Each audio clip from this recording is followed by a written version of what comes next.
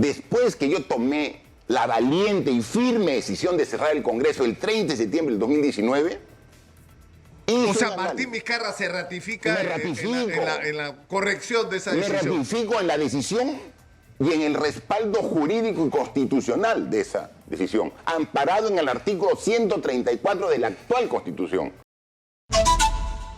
Y lo que ha ocurrido en las últimas horas es una especie de lagarticidio, como me decía bromeando un amigo el día de ayer, refiriéndose a Martín Vizcarra y al seudónimo con el que lo han apelado.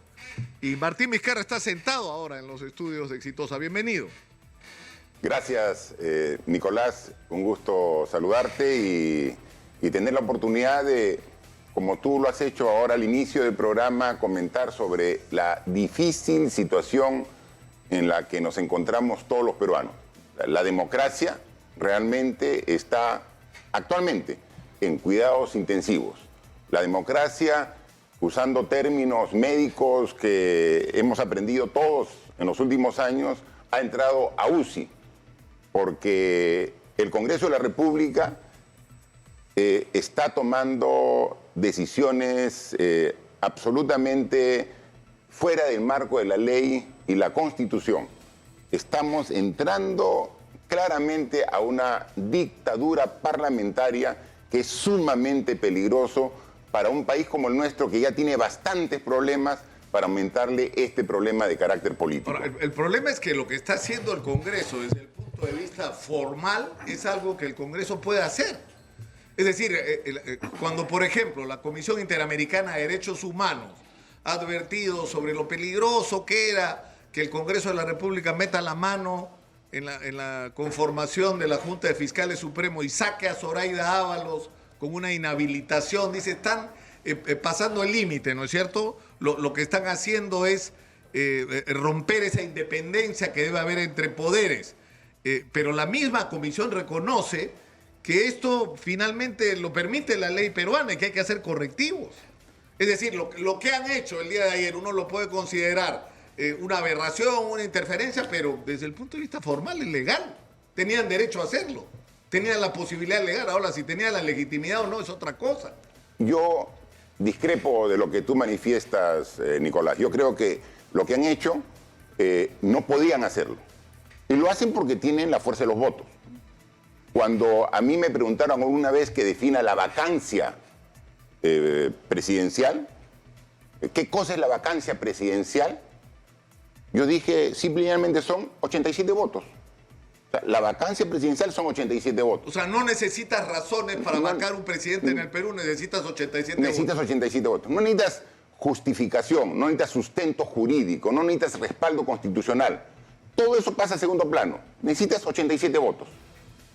Y hasta si tienes 87 votos, puedes sacar un presidente, sin argumentos.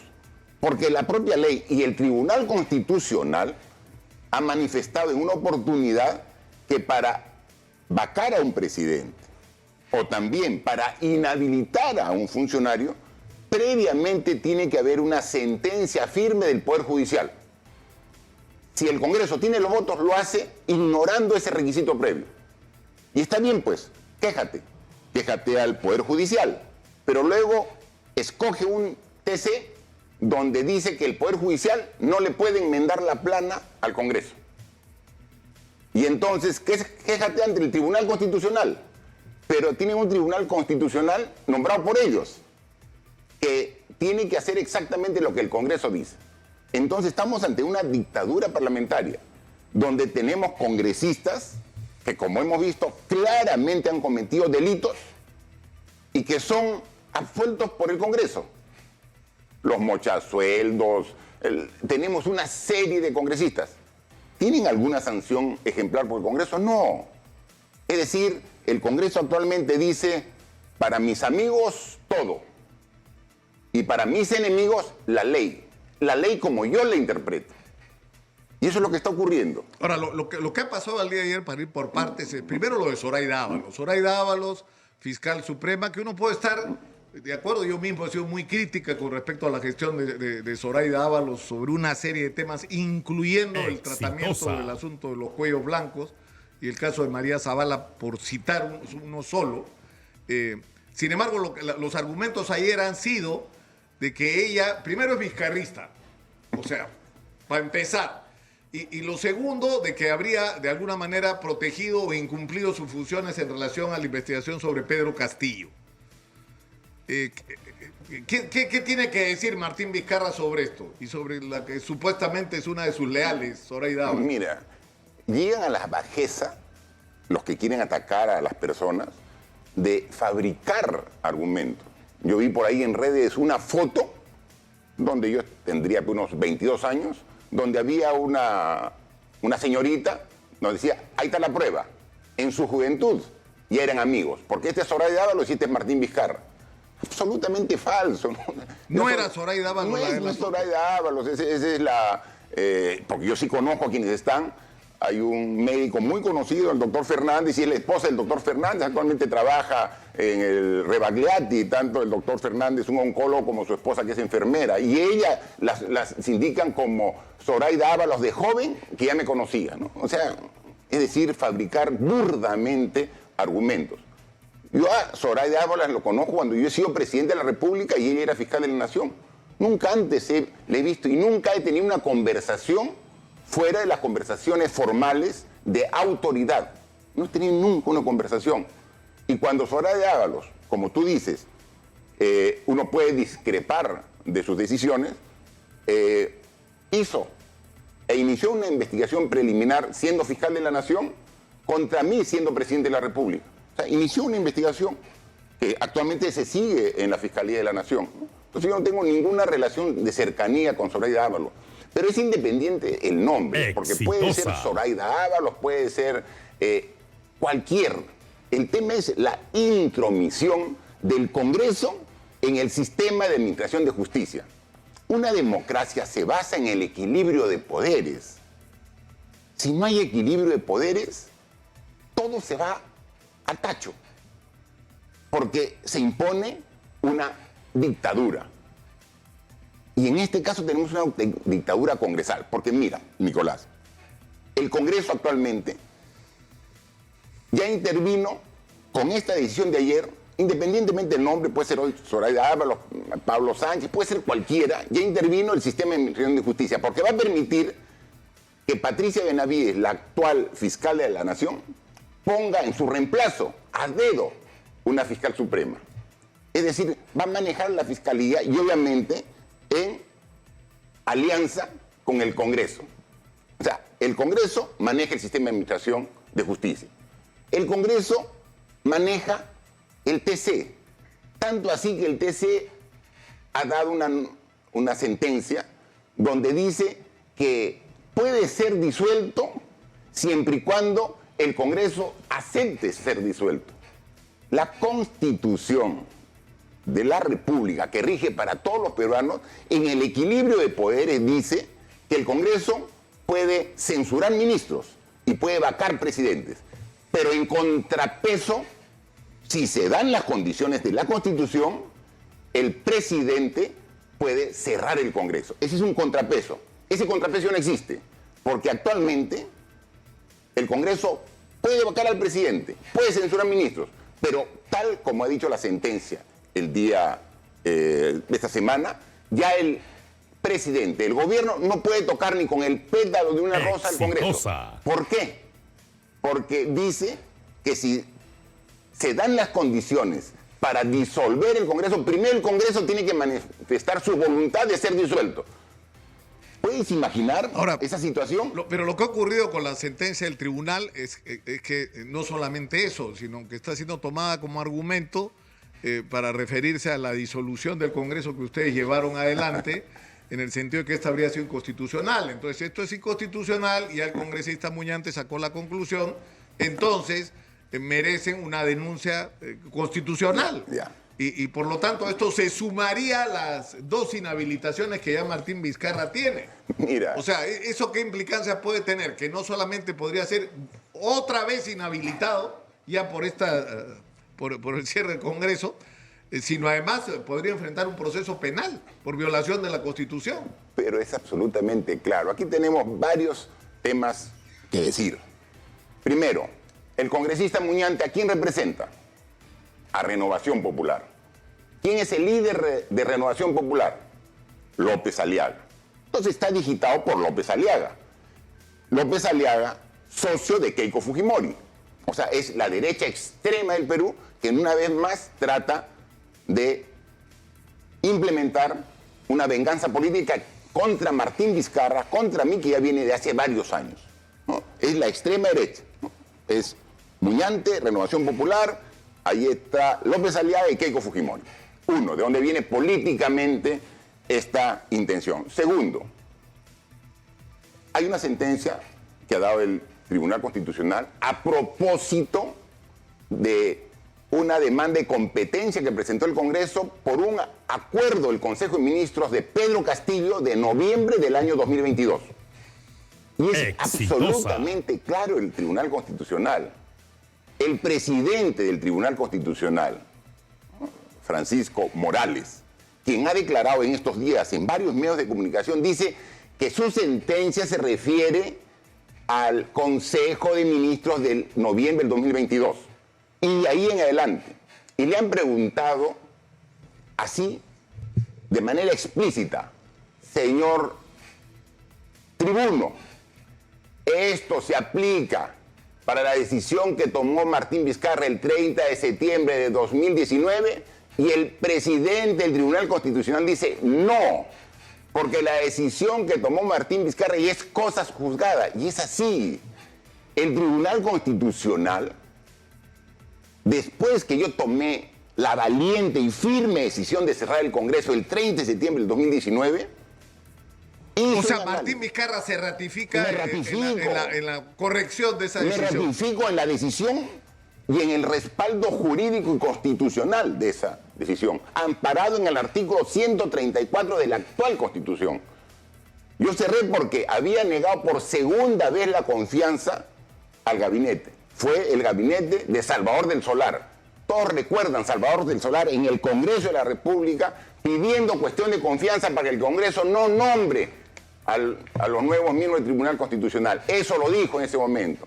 Sin embargo, no atiende la confianza solicitada por el premier de mi gobierno, Salvador del Solar, que fue con el Consejo de Ministros, y sigue el proceso de nombramiento de miembros del Tribunal Constitucional. Y eso se interpreta como una negativa. Pero eso es claramente una negativa, porque se expresa, dice, señores, nosotros planteamos cuestión de confianza para la elección de miembros del Tribunal Constitucional porque no están siguiendo el proceso adecuado, meritocrático, sino están eligiendo a dedo. Tal es así que Pedro Lachea, el presidente del Congreso, estaba queriendo que un miembro del TC sea su primo.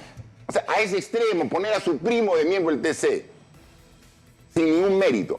Y entonces está la causal expresamente, pero mira, se da y se cierra el Congreso. Y se cierra el Congreso e inmediatamente se convoca elecciones para menos de 4 meses. No se interviene el Tribunal Constitucional, no se interviene el Poder Judicial, no se interviene el Ministerio Público. ¿Qué es lo que a criterio de Martín Vizcarra debió hacer Dina Boluarte? No. Después de la pausa, No, seguimos. Tengo que ir al... Sí. No, lo único que te digo es que fue absolutamente ley constitucional. Y pretender ahora usar ese cierre del Congreso, en el cual me ratifico, es una aberración jurídica que solamente demuestra venganza y persecución política contra Martín Vizcarra. Vamos a la pausa y volvemos con Martín Vizcarra. Precisamente está en nuestros estudios el expresidente Martín Vizcarra, que está literalmente en el ojo de la tormenta porque ayer se ha inhabilitado por 5 años a Zoraida Ábalos y uno de los argumentos ha sido que es vizcarrista. Y el Tribunal Constitucional ha resuelto en estos días con respecto a cuáles son los límites de la cuestión de confianza, y la conclusión a la que esto lleva a algunos congresistas es que Martín Vizcarra ha violado la Constitución al cerrar el Congreso junto con Salvador del Solar y su gabinete en el momento que esto ocurrió, y que por lo tanto es sujeto de una acusación constitucional que se sumaría a la inhabilitación. Lo que está claro es que Martín Vizcarra no va a poder ser candidato a la presidencia. De eso se trata, de que Martín Vizcarra no sea candidato a la presidencia. Estrategia para evitar la competencia. Desde que la semana pasada Keiko Fujimori ha salido a nivel nacional en entrevistas muy edulcoradas, ¿no? en los medios afines al fujimorismo, en prensa escrita, prensa televisiva, con preguntas complacientes, sin repreguntas sobre los temas, ¿no? Insistiendo en que hubo fraude, pero que como es buena gente, reconoce a Dina Boluarte. A pesar de que dice que hay fraude, reconoce a Dina Boluarte. Y entonces vemos a una líder del fujimorismo que hace 3 meses dijo que ella no iba a ser candidata si se adelantaba a las elecciones. Y que ahora nuevamente dice que el sentir de la población es de adelanto de elecciones y que no descarta ser candidata. Entonces ella quisiera correr solita en unas elecciones presidenciales. Porque la única forma de que pueda ganar Keiko Fujimori unas elecciones presidenciales es que la única candidata sea ella, ¿no? O sea, ella solita. Yo estoy seguro que si Keiko Fujimori es candidata y logra, como quiere, eliminar a toda la competencia, siendo ella solita, igual queda en segundo puesto. Le van a ganar los votos blancos, los nulos, los viciados, los que no van. Eso le ganaría. O sea, lo que piensa Martín Vizcarra es que exitosa. Keiko Fujimori está condenada a nunca ser presidenta del Perú. Ya ha postulado 3 veces. Y ha perdido contra diversos candidatos de centro derecha, PPK, de izquierda moderada, de izquierda extrema Castillo. O sea, es decir, ha postulado contra todas las opciones políticas y ha perdido. Porque la población no le tiene confianza. Porque la población no ve en el fujimorismo un planteamiento a favor del Perú, sino ve planteamientos para atender sus intereses de grupo, políticos, personales. Ya, pero en términos prácticos y realistas, así como le están las cosas, es decir, está claro que Keiko Fujimori ahora está mirando con simpatía el adelanto de elecciones porque siente que es un escenario que la favorecería, es lo que ella interpreta. Pero lo que está claro es que Martín Vizcarra no puede ser candidato a la presidencia. ¿Qué va a pasar? Lo que está claro es que si las elecciones son ahora, este año, obviamente no puedo ser candidato a la presidencia porque estoy inhabilitado. Abusivamente, inconstitucionalmente estoy inhabilitado. Pero he accionado todos los recursos que me permite la ley para revertir esa inhabilitación. Y voy a llegar hasta las instancias internacionales, hasta la Corte Interamericana de Derechos Humanos, para que se revierta. Porque yo he sido inhabilitado por una venganza política, porque no tengo ningún proceso judicial, no tengo sentencia judicial, y sin sentencia alguna del Poder Judicial me ha inhabilitado el Congreso solamente para sacarme de la competencia política. Y ha sido tan absurda que me inhabilitaron después de haber sido electo congresista del Perú con la más alta votación de todos los miles de candidatos que postularon.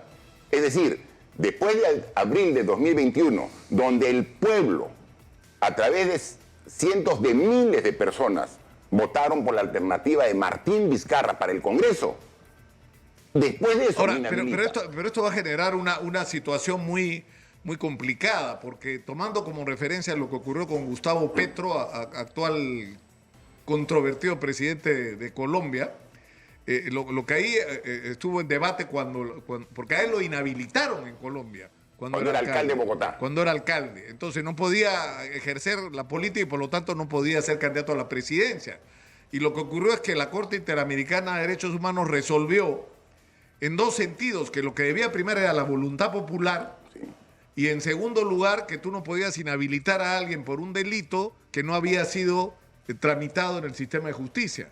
Y eso se parece mucho al caso... Pero es una copia exacta. O sea, eso es lo que va a pasar con Martín Vizcarra, pero vamos a tener una situación en que probablemente la Corte Interamericana diga Martín Vizcarra sí puede ser, tiene que ser rehabilitado. Así es. Porque además estamos obligados a cumplir la sentencia, ¿no? Si la sentencia es Martín Vizcarra tiene que ser rehabilitado... Es vinculante. ¿Y eso cuánto tiempo puede demorar? Puede demorar 1 año, año y medio. Por eso es que Keiko Fujimori y el fujimorismo quisiera que las elecciones sean ya, de una vez, para que no tener ya por lo menos. Ya, pero un digamos, contendor. se adelantan las elecciones. Martín Vizcarra no puede ser candidato. ¿Quién sería el candidato? Perú Primero es un partido Salvador del Solar. que el día de ayer ha tenido ya la resolución 228 del Jurado Nacional de Elecciones, formalizando la inscripción del partido dentro del sistema nacional. Exitosa. Así que ya estamos inscritos. Perú Primero recoge la voluntad de la mayoría de los peruanos. Va a canalizar precisamente la indignación que tenemos los ciudadanos cuando vemos a un Congreso que nadie respalda y que toma decisiones tan importantes. Y al interior, respetando la democracia interna, elegiremos en Perú Primero el candidato idóneo para que pueda postular en las próximas elecciones. Nombres hay muchos. No quiero adelantar porque esto va a ser fruto de la democracia Bueno, interna. todo el mundo dice Salvador del Solar, pero Salvador del Solar está, digamos, como congelado, o sea, no está actuando políticamente. Obviamente. Pero él es parte de Perú Primero. No es parte de Perú Primero, actualmente no es parte de Perú Primero. Él incluso está trabajando fuera del país, está en pleno desarrollo de su profesión y está muy bien que así lo haga, ¿no? Entonces, pero todavía no tenemos definido fecha para elecciones. Y va a haber alianzas, o sea, es posible que ocurran alianzas, por ejemplo, con el Partido Morado o con el movimiento de los, que es además de donde viene Martín Vizcarra, los movimientos regionales. Mira. O sea, hay una agrupación de movimientos regionales que ha logrado poner 7 gobernadores regionales. Mira. No es poca cosa, ¿no? Así es. Nosotros ya tenemos contacto con gremios y organizaciones políticas de todas las regiones del Perú que quieren una nueva alternativa política, que están cansados de esta repartija que existe actualmente en el Congreso de la República con los partidos que ahí están representados y que no representan la voluntad de todos los peruanos. Ya tenemos nuestras coordinaciones. Si bien Perú Primero es un partido que ya tiene inscripción en el Jurado Nacional de Elecciones, tampoco se cree un partido que solamente el partido Exitosa. Perú Primero va a sacar adelante Perú. Para eso necesitamos el esfuerzo y la unidad de todos los peruanos. Y sí, convocamos a todas las demás fuerzas políticas, gremiales, laborales, para juntos trabajar una propuesta común de cambio, pero un cambio responsable, un cambio que genere confianza para que haya buenas inversiones, que venga inversión privada. Claro, pero la pregunta, el problema que a mí me pasa siempre con quienes, por ejemplo, uno entrevista exministros del Interior que hablan como si recién llegaran, y uno se pregunta, oye, pero cuando estuviste ahí, ¿por qué no hiciste lo que había que hacer? O habla con expresidentes que hablan sobre lo que habría que hacer en el Perú, y la pregunta es, ¿por qué no lo hicieron? Pero si lo hemos hecho. O sea, la gran tragedia nacional, Martín, es que el Perú ha crecido, y yo lo repito casi todos los días, de una manera extraordinaria en términos macroeconómicos. El presupuesto de la República se ha multiplicado casi por 5 veces, y sin embargo tienes los déficits, las brechas, la situación que vive la inmensa mayoría de peruanos. Hay una contradicción. ¿Y de quién es responsabilidad eso? De quienes han conducido los destinos del país, incluyendo a Martín Vizcarra. Y por eso te explico. Y por eso es que la gente confía en Martín Vizcarra. Porque a pesar que hemos estado poco más de 2 años en el gobierno, o sea, yo, Martín Vizcarra, he sido poco más de 2 años presidente, sin Congreso, no tenía bancada en el Congreso, con una oposición férrea. Hemos hecho cambios significativos. Hemos generado inversión privada, claro que sí. El puerto de Chancay, le dimos todas las posibilidades para que sea un hub del Pacífico. El puerto de Salaberry, estamos hablando del proyecto Quellaveco y Moquegua, la inversión más grande en minería de la última década se ha dado. O sea, es decir, hemos fomentado la inversión privada, una inversión privada responsable. Pero así como hemos fomentado la inversión, cuando hemos tenido que tomar decisiones que afectan a la empresa privada en beneficio de la población, lo hemos hecho. Hemos sacado la ley de alimentación saludable en mi gobierno. La ley de los octógonos, en contra de la industria de alimentos. Hemos sacado la ley de medicamentos genéricos. Hemos sacado la ley antielusiva, la ley antimonopolio. O sea, leyes que estaban ahí encarpetadas en el Congreso y que no querían por años Claro, sacarla. pero- Sí hemos actuado. Claro, pero con la todas las realidad, dificultades. Martín. No, y ahí vino la pandemia. Claro, O sea, pero la pandemia, ¿qué fue lo que reveló? Fue la cruda realidad de la sociedad peruana. Es decir, quédate en tu casa. ¿Cómo te vas a quedar en tu casa si el 80-75% de la gente vive de lo que genera cada día? O lávate la mano, de 4,5 millones de peruanos no tienen acceso adecuado al agua potable. Obviamente. Es decir, todo. y el sistema de salud absolutamente, o sea, el primer nivel de atención casi desaparecido. Y eso, ¿no? ya conociendo y entonces, evidenciando esa eficiencia, hay que cambiarlo. Lo tenemos absolutamente claro. O sea, pero no es que vamos así, ya lo hemos hecho y hemos trabajado a favor de las grandes pero mayorías. una de las principales críticas que ha habido sobre tu gestión ha sido precisamente el manejo de la pandemia. Ese es de mis enemigos, son de los enemigos políticos que tengo y los que no me quieren en política. Pero hemos estado ahí dando la cara. Martín, hemos batido el récord, o sea, somos en términos proporcionales, es decir, la comparación. Y eso que no, hasta ahora no sabemos cuánta gente murió realmente por la pandemia, ¿no es cierto? Pero si uno hace la comparación, en términos así estadísticos, somos el país donde más gente murió proporcionalmente por la pandemia. No es así. La Organización Mundial de la Salud ya ha sacado la información actualizada y no es así. Es algo que se repite y no se toma la información actualizada de la Organización Mundial de la Salud. Que han muerto miles de personas y que... Más de 200.000. Más de 200.000. Queda absolutamente. Durante mi gobierno que terminó por una vacancia inconstitucional el 9 de noviembre del año 2020, Exitosa. de esos más de 200.000, solamente habían fallecido el 40%. El 60% de esos 200.000 ciudadanos que lamentamos que hayan muerto, fallecieron en el gobierno de Merino, en el gobierno de Sagasti, en el gobierno incluso de Castillo. Entonces, es muy fácil decir, pues sí, todos murieron en el gobierno de Vizcarra, por favor. O sea, un poquito, simplemente Pero ve la estadística. uno de los fantasmas que va a perseguir por siempre, creo, Martín Vizcarra, es el bendito tema de las vacunas. Sí, y cada vez, y aquí que he venido. Cada vez. Las 5 veces he hablado. Y lo digo, y lo asumo como un error no haberlo comunicado en ese momento, porque obviamente en ese momento eran pruebas experimentales. ¿Pero qué originó eso? O sea, yo cuando veo a mis críticos, sí, Martín Vizcarra que se ha vacunado 8 veces, 15 veces, 20 veces. Yo de la vacuna formal he recibido una dosis. Una dosis. ¿Sabes por qué? Porque políticamente me han sacado del padrón. Es decir, yo en el sistema de salud no existo. Una dosis yo he recibido en junio del año 2021. Una Pfizer. Nada más. Ya, pero ¿qué? Claro, ya. pero el problema es que no habla mal de un político, es decir, porque ese tema del experimento por la vacuna china podía enfrentarse de varias maneras. Que el presidente de la República salga y diga: nuestro sistema de salud se cae a pedazos, nuestra única salvación es la vacuna, esto está en experimentación, yo mismo me inscribo como voluntario para someterme a la prueba. Y eso, otra cosa es decir, uy, esta vacuna de repente funciona, entonces me vacuno yo y vacuno a mi familia. O sea, me estoy cuidando yo de espaldas a la necesidad del país. Nicolás. Pero Martín, está bien. Eso fue lo que creó el contexto para la vacancia de Martín Vizcarra. No. Eso es para la inhabilitación. Bueno, para la inhabilitación. Para la inhabilitación. La vacancia fue una acusación fiscal Exitosa. que presumía que había 4 delitos y es que el los otro 4 tema? delitos ya se han archivado. O sea, los 4 delitos que presumían para mi vacancia ya se han archivado. O sea, y los No, han pero archivado, el proceso sigue. continúa por un nuevo delito que han recién buscado para que no se No, claro, active todo proceso. el problema es que ahí se han mezclado las Ya. cosas, porque la inhabilitación, es decir, Así es. Pero es que el argumento, yo he estado revisando el caso de Petro y la conclusión de gente que conoce el asunto, y me lo han dicho, lo más probable es que Martín Vizcarra gane en la Corte con los mismos criterios que se aplicó a lo de Petro. ¿Por qué? Porque lo han inhabilitado por delitos que no habían sido debidamente o procesados o habían culminado en el sistema de justicia. Ya. O sea, no puedes sentenciar previamente con una sanción cuando el proceso no se ha hecho en el canal que corresponde, que es el sistema de justicia, ya.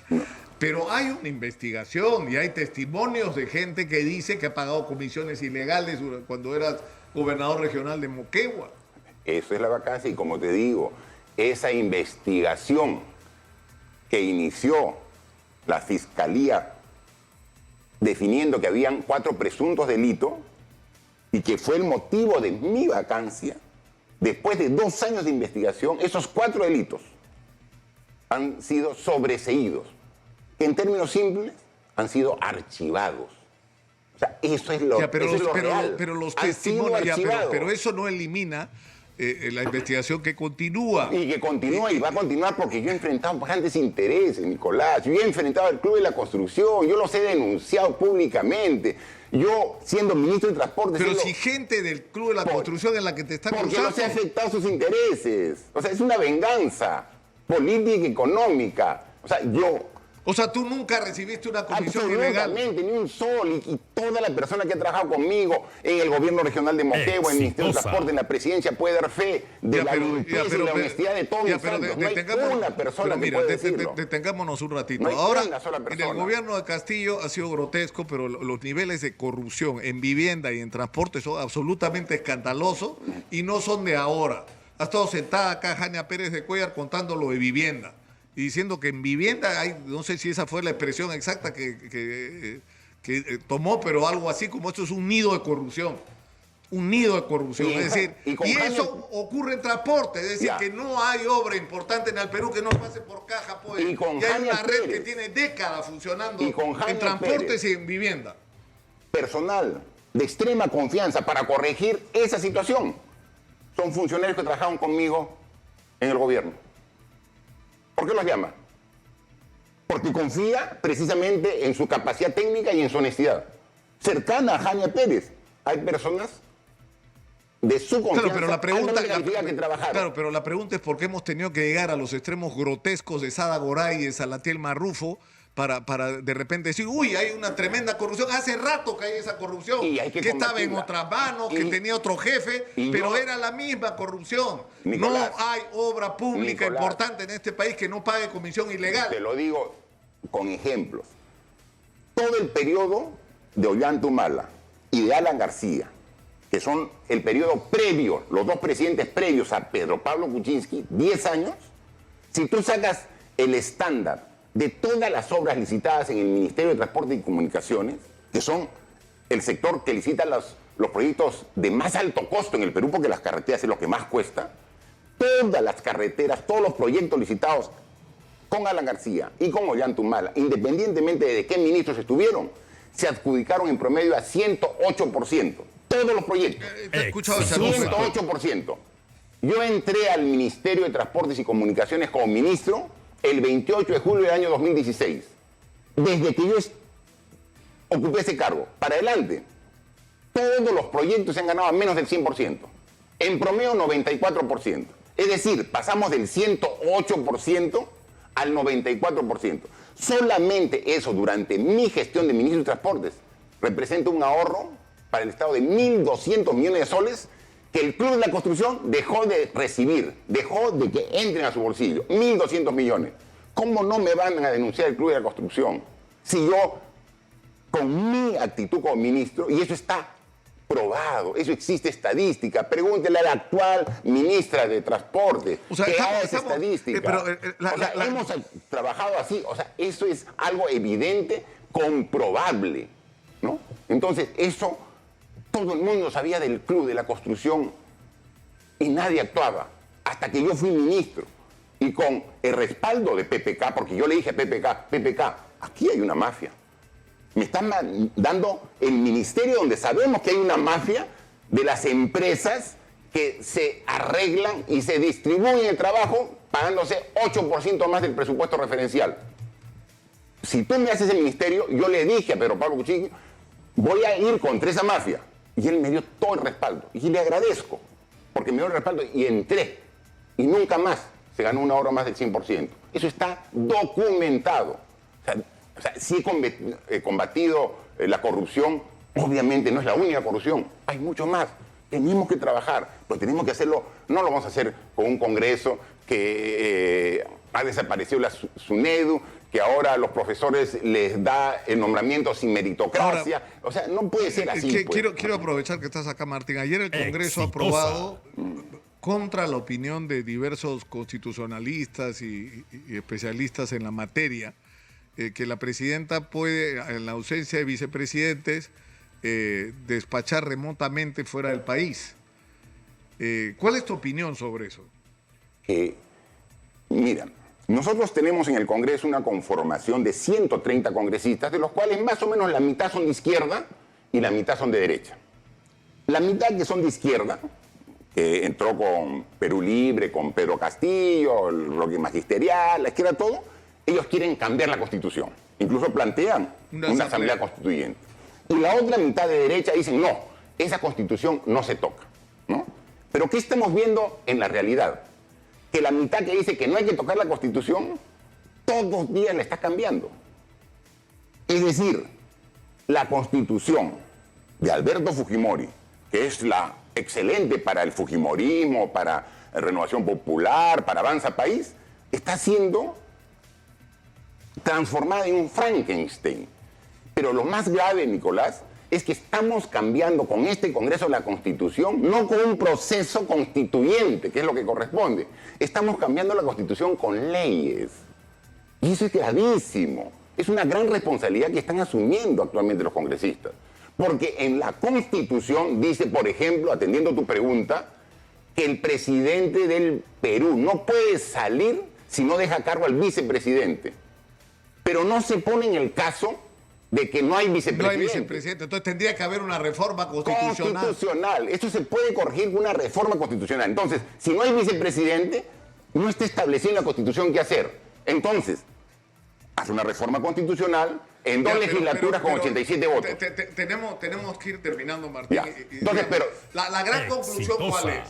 Que si las elecciones son en el 2026 y las cosas marchan como le marcharon a Gustavo Petro en la Corte Interamericana, Martín Vizcarra podría ser rehabilitado para ser candidato. Así es. Y si las elecciones son antes, ¿qué va a hacer Perú primero? Promover un candidato que se enfrente a Keiko. Un candidato de consenso que salga de Perú primero, que dé una propuesta que integre también a gremios, organizaciones sociales, universitarias, los colegios profesionales de todo el país para sacar una candidatura que realmente represente, con capacidad, con honestidad, con trabajo. ¿Y cuál sería el papel de Martín Vizcarra ahí?